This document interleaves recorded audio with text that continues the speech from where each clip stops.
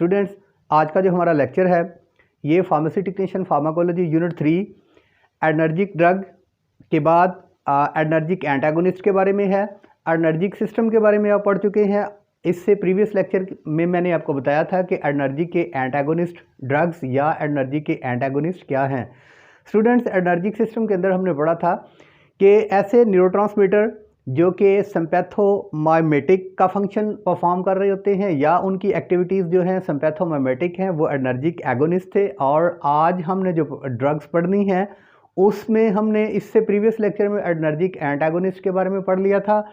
सबसे पहले स्टूडेंट्स, मैंने आपसे एक बात कही थी कि एडर्जिक सिस्टम के अंदर अगर आपको रिसेप्टर्स का नहीं पता होगा कि एडर्जिक रिसेप्टर्स कौन से हैं, कौन से जो रिसेप्टर्स हैं वो अपना जो बायोलॉजिकल फंक्शन है वो क्या परफॉर्म करते हैं, तब तक आपको इन एडर्जिक सिस्टम्स के एगोनिस्ट और उसके एंटागोनिस्ट की समझ नहीं आएगी।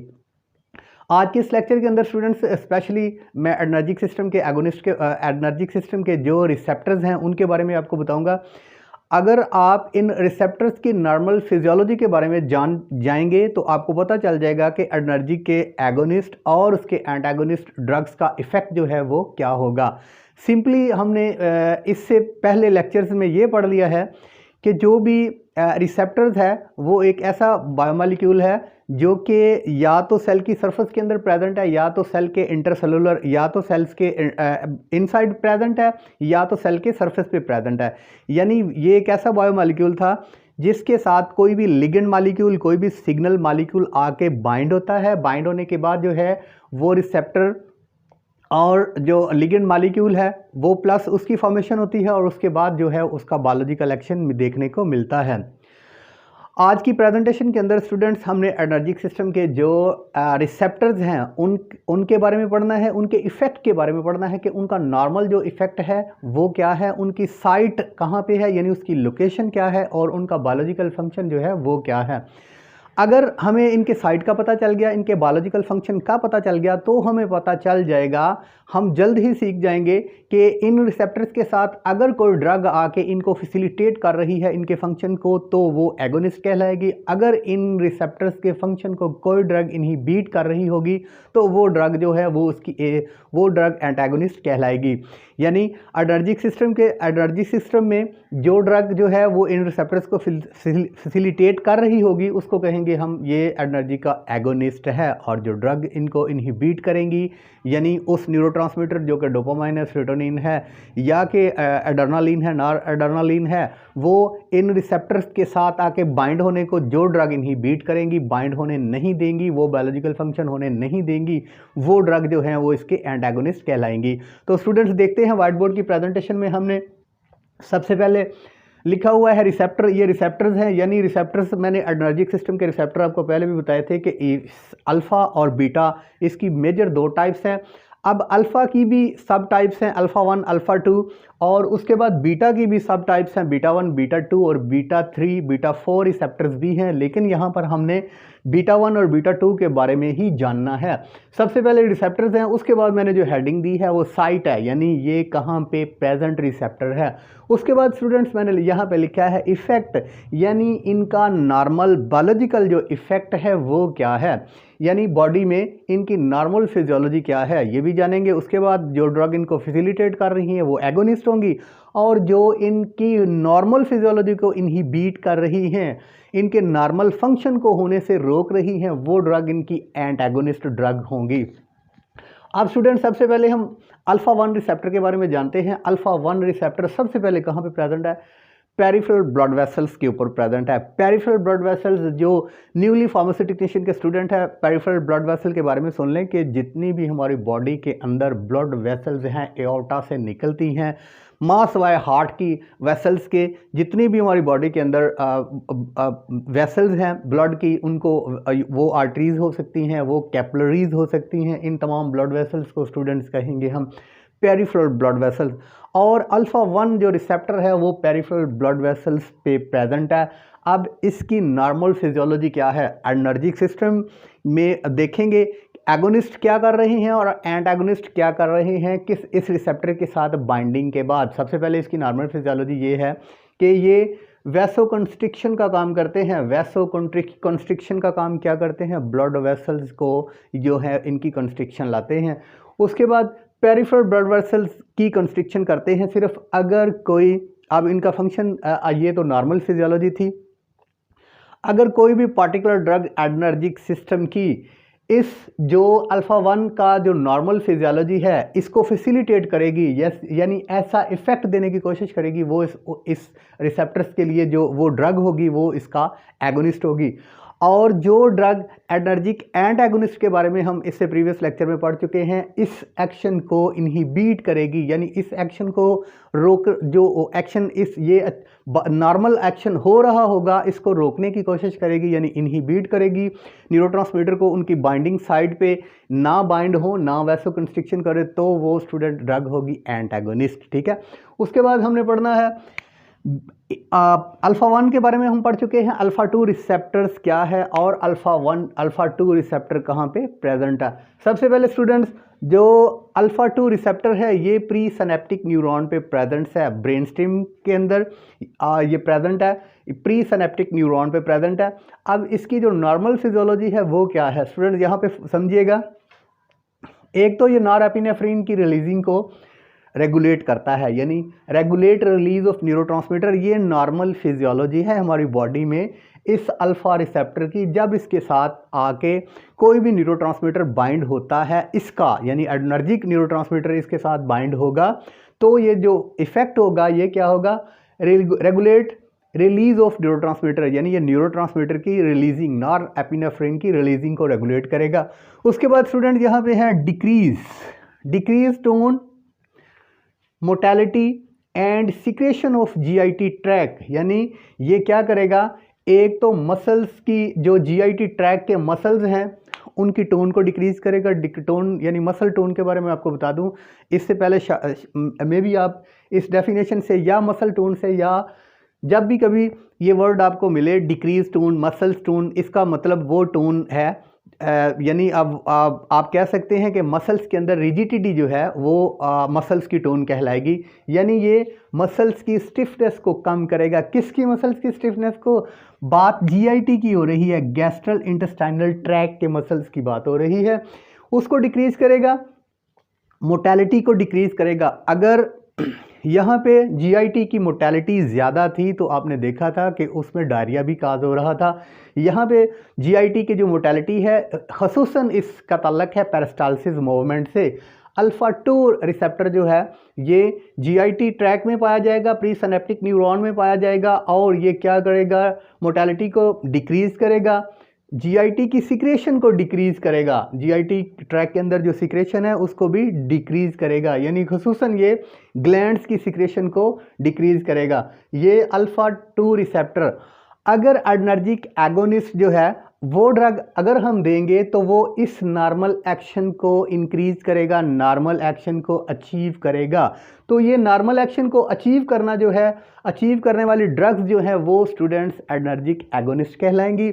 अगर हम इसी एक्शन को ख़त्म करना चाहते हैं, इसी एक्शन को लेना ही नहीं चाहते, तो हम अल्फ़ा 2 रिसेप्टर्स को ब्लॉक करने की, अल्फ़ा 2 रिसेप्टर्स को ब्लॉक करेंगे, कोशिश करेंगे कि एडर्जिक एंटागोनिस्ट दें ताकि इस एक्शन को अचीव ना होने दें। वो ड्रग जो है वो कहलाएंगी एडर्जिक की एंटागोनिस्ट।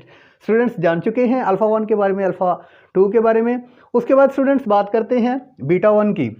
स्टूडेंट्स बीटा 1 जो रिसेप्टर है यहाँ पे देखते हैं उसका साइट क्या है। बीटा 1 का जो साइट है वो है मायोकार्डियम, हमेशा याद रहेगा। ये बात आप जहन में बिठा लें कि अगले जो हम लेक्चर्स लेंगे वो एंटी हाइपरटेंशन या हाइपरटेंशन पे लेंगे, या इसके बाद अरिथमिया के बारे में है, या कार्डियोवैस्कुलर डिजीज़ के बारे में होंगे।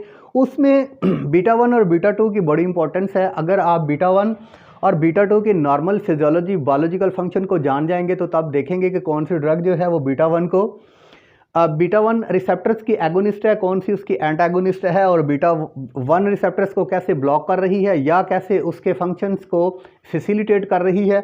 बीटा 2 के बारे में भी ये हम अगली वीडियोस में या अगले लेक्चर्स में जानेंगे, लेकिन बीटा 1 की नॉर्मल बायोलॉजिकल फंक्शन को जान जाएंगे कि ये जो रिसेप्टर है स्टूडेंट्स कहाँ पे प्रेजेंट है, मायोकार्डियम ये रिसेप्टर है मायोकार्डियम, यानी ये हार्ट पे प्रेजेंट है, हार्ट का रिसेप्टर है। ये नॉर्मल बायोलॉजिकल फंक्शन इसका क्या है? नॉर्मल बायोलॉजिकल फंक्शन ये है इंक्रीज हार्ट रेट।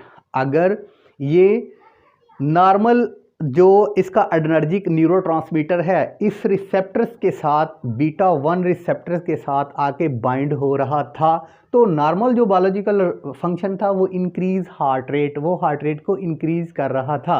इसके बाद देखते हैं, उसके बाद force of myocardial contraction. Myocardial contraction का मतलब है हार्ट के अंदर जो कंट्रैक्टिलिटी आती है, हार्ट के अंदर जो सकड़ाव की पावर है, सिकुड़ने की पावर है, यानी उसके अंदर जो हार्ट के अंदर जो कंट्रैक्टिलिटी आ रही है वो स्टूडेंट्स कहलाएगी हार्ट रेट, यानी उसी की वजह से हार्ट रेट काज होगी, यानी उसकी वजह से हार्ट रेट ज़्यादा होगा और उसी को हम जो है ट्रेकीकार्डिया के नाम से जानेंगे, यानी हार्ट रेट का नॉर्मल से ज़्यादा हो जाना, यानी ये हार्ट रेट के मसल्स को में मोटालिटी को इंक्रीज़ करता है। उसके बाद स्टूडेंट्स ये अगर कोई एडर्जिक एगोनिस्ट आप दे रहे हैं मायोकार्डियल कार्डियम रिसेप्टर पे जाके इफेक्ट करेगा। अब जो नॉर्मल फंक्शन हो रहा था उसको फैसिलिटेट करेगा, उसको फैसिलिटेट करने का मतलब है कि अगर वो नहीं हो रहा किसी कारण से या किसी वजह से, तो उसको ये स्टूडेंट्स जो है जाके ये ट्रैगर करेगा और ये नॉर्मल फिजियोलॉजिकल फंक्शन होगा एडर्जिक के एगोनिस्ट की सूरत में। अगर वहाँ पे आप एडर्जिक एंटागोनिस्ट दे रहे हैं तो ये जो नॉर्मल बायोलॉजिकल फंक्शन था इसको आपने इनहिबिट कर दिया, यानी जो न्यूरोट्रांसमीटर इस एक्शन के लिए काम कर रहा था उस न्यूरोट्रांसमीटर को उसकी बाइंडिंग साइड पे एंटागोनिस्ट ने बाइंड ही नहीं होने दिया, और जब वो अपनी बाइंडिंग साइड पे बाइंड ही नहीं होगा तो वो बायोलॉजिकल एक्शन हमें देखने को नहीं मिलेगा। सो ऐसी ड्रग जो है वो एडर्जिक की एंटागोनिस्ट ड्रग कहलाएंगी जो इस एक्शन को जो है वो इनहिबिट करेंगी। उसके बाद स्टूडेंट्स देखते हैं बीटा 2 रिसेप्टर्स की। इसकी जो साइट है बीटा 2 रिसेप्टर की वो है पेरिफेरल ब्लड वेसल्स। ये मैं आपको पेरिफेरल ब्लड वेसल्स के बारे में बता चुका हूँ, यहाँ पे बीटा 2 रिसेप्टर प्रेजेंट है। उसके बाद स्टूडेंट्स ये bronchial smooth muscles, bronchial muscles क्या है? हमारे लंग्स के मसल्स, हमारे फेफड़ों के जो मसल्स हैं वहाँ पे प्रेजेंट है। उसके बाद स्टूडेंट्स लीवर पे प्रेजेंट है, जीआईटी पे और आइज पे प्रेजेंट ये बीटा 2 रिसेप्टर है। स्टूडेंट्स बीटा 2 रिसेप्टर्स का जो नॉर्मल बायोलॉजिकल फंक्शन है वो है vasodilation of peripheral blood vessels. हमने पढ़ा था कि अल्फा 1 रिसेप्टर्स जो है वो वैसो कंट्रिक्शन का काम करता है, जो हमारी पेरिफेरल ब्लड वेसल्स हैं उनकी कंट्रिक्शन करता है, सकड़ाव की वजह बनता है। अब बीटा 2 जो रिसेप्टर है ये वैसोडाइलेशन ऑफ पेरिफेरल वेसल्स, जितनी भी हमारी ब्लड वेसल्स पेरिफेरल वेसल्स हैं उनके अंदर ये डायलेशन लाता है, यानी उनके अंदर क्या करता है, उनको फैलाता है। अगर वैसो कंट्रिक्शन होगी तो हार्ट, ये याद रहे, वैसो कंट्रिक्शन की वजह से हाई ब्लड प्रेशर होगा, जबकि वैसो डायलेशन की वजह से ब्लड प्रेशर लो होगा। उसकी वजह ये है कि अगर कोई भी आर्टरी कोई भी ब्लड वेसल्स जो है वो कंट्रिक्शन कंडीशन में है तो उसके अंदर ब्लड के फ्लो के लिए जो है वो हार्ट को ज़्यादा काम करना पड़ेगा, ज़्यादा कंट्रैक्टिलिटी की ज़रूरत है, जिससे ब्लड फ्लो जो है वो ज़्यादा हो जाएगा। और अगर वैसोडाइलेशन काज हुई है, अगर वैसोडाइलेशन है यानी जो हमारी खून की नालियां हैं वो ओपन है, तो उसमें ब्लड का फ्लो जो है वो बड़े आराम से होगा, जिसकी वजह से ब्लड का जो प्रेशर है वो इतना नहीं बढ़ेगा। सो ये नॉर्मल जो इसकी फिजियोलॉजी है वो वैसोडाइलेशन का काम करता है। अगर हमने इसी एक्टिविटीज़ को अचीव करना है, इसी एक्टिविटीज़ को फैसिलिटेट करना है स्टूडेंट्स, तो हम देंगे एनर्जी के एगोनिस्ट। अगर हमने इस एक्शन को इनहिबिट करना है, अगर हमने वैसोडाइलेशन को इनहिबिट करना है, ये एक्शन हमें नहीं चाहिए, तो हम क्या देंगे? एनर्जी के एंटागोनिस्ट ड्रग्स को देंगे। एनर्जिक एगोनिस्ट के बारे में आपने पढ़ लिया था, एपिनेफ्रिन के बारे में, एनर्जिक एंटागोनिस्ट के बारे में हम इसके बाद के लेक्चर में जानेंगे। उसके बाद स्टूडेंट्स इसका एक और काम है ब्रोंको डायलेशन। इसका स्टूडेंट्स जो है ये काम है कि ये जहाँ पे ब्लड वेसल्स, जो पेरिफेरल ब्लड वेसल्स हैं उनको डायलेट कर रहा है, उनका जो उनमें जो सिकुड़ाव की कैफियत थी वो ख़त्म कर रहा है। वहीं पे ये जो हमारे ब्रोंकियल के मसल्स हैं, ब्रोंकाई के मसल्स हैं, ख़ुसूसन लंग्स के में जो इसमें ब्रोंकाई है, उनके साइज़ को, उनके हुजम को ज़्यादा कर रहा है, इसलिए इसको कहेंगे ब्रोंकियल डायलेशन। स्टूडेंट्स ये थी एनर्जिक रिसेप्टर्स की नॉर्मल फिजियोलॉजी। यहाँ पे मैंने एक रफ सा डायग्राम बनाया हुआ है।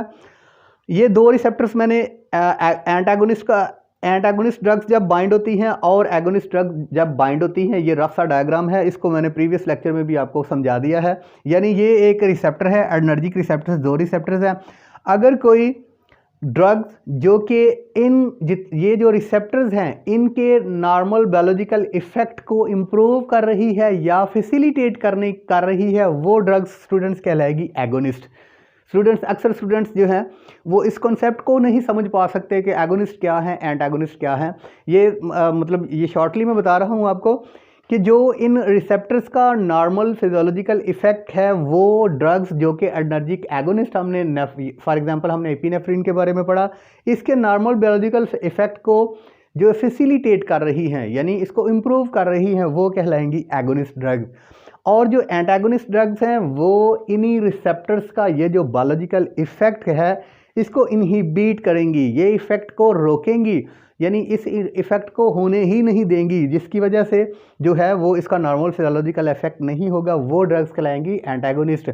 और एक बात आपको लास्ट पे बता दूं कि कोई भी ड्रग्स जो है वो हमारी बॉडी के अंदर पहुंच के अपना नया फार्माकोलॉजिकल एक्शन नहीं देती, कोई भी नई तब्दीली नहीं लाती, बल्कि हमारी बॉडी के अंदर जितने भी नॉर्मल बायोलॉजिकल और फिजियोलॉजिकल फंक्शन हो रहे होते हैं या तो वो इनको स्टिमुलेट करती है या वो इनको डिक्रीज़ करती है या वो इनको इंक्रीज़ करती है, यानी उनका नया इफेक्ट नहीं मिलता। इस पर इंशाल्लाह एक जो है वो अलहदा से वीडियो होगी।